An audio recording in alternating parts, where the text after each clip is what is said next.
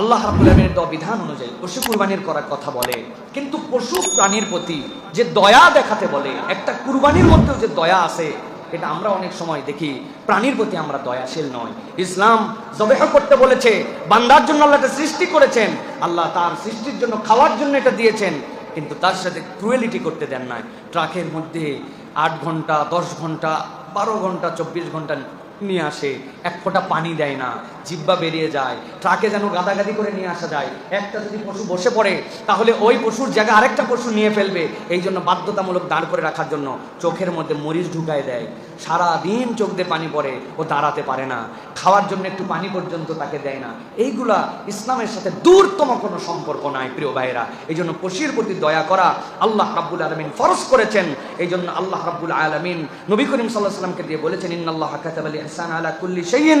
আল্লাহ প্রত্যেকের প্রতি দয়া করাকে দায়িত্ব দিয়েছেন। নবী বলছেন, ফাইদা কাতালতুম ফাহসিনুল কিতলা ওয়া ইযা যাবাহতুম ফাহসিনুজ যিবহা। তোমরা যখন জবাই করবে তোমরা উত্তম করে জবাই করো। এই জন্য আমরা হালাল স্লটারিং, এটা একটা কনসেপ্ট আমাদের মধ্যে অনেকের মধ্যে নাই। আপনি এমন বছরে একবার কুরবানি করেন, ওই যে আপনার যে ছুরিটা রেখে দিছেন ওইটা একদম ভোঁতা হয়ে গেছে, একটু মিসাই ওয়ালের সাথে খালি $2 দিছেন, তো ওইটা কাটে না, ওইটাতে ফোসাতে ফোসাতে নবী করিম সাল্লাল্লাহু আলাইহি ওয়াসাল্লাম রেগে গেলেন।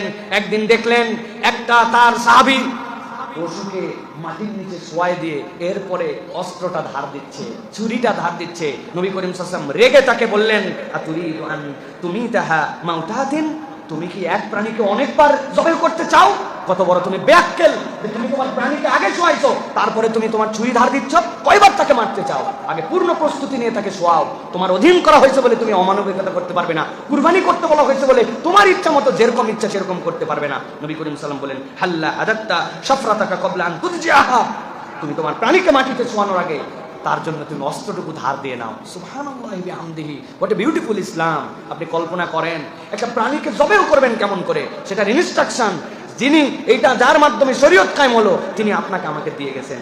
অতএব প্রিয় ভাইয়েরা, জবের ক্ষেত্রে আমরা সতর্ক হব, তাদেরকে শার্প কিছু দিয়ে দ্রুত সময়ের মধ্যে সুন্দর পদ্ধতিতে জবাই করে ফেলবো, এটা আল্লাহ রাব্বুল আলামিনের বিধান। আল্লাহ আমাদেরকে বুঝার তৌফিক দেন।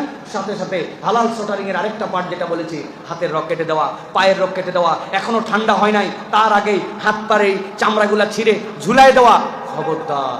সেই ছোট্ট মুরগি থেকে শুরু করে বড় উট এই পর্যন্ত পুরোটার বিধান আল্লাহ রাব্বুল আলামিন এর সাথে সিলেক্ট করেছেন। আপনার হয়তো কুরবানি আদায় হয়ে যাবে, আপনার হয়তো জবর দ্বারা পশু হালাল হয়ে যাবে, কিন্তু আপনি একটা গুনাহ করবেন, কেননা নবী করিম সাল্লাল্লাহু আলাইহি ওয়াসাল্লাম যেভাবে করতে বলেছেন আপনি ওইভাবে করেন নাই। এই বিষয়ে নিজেরা সতর্ক হব, অন্যদেরকে সতর্ক করব ইনশাআল্লাহ।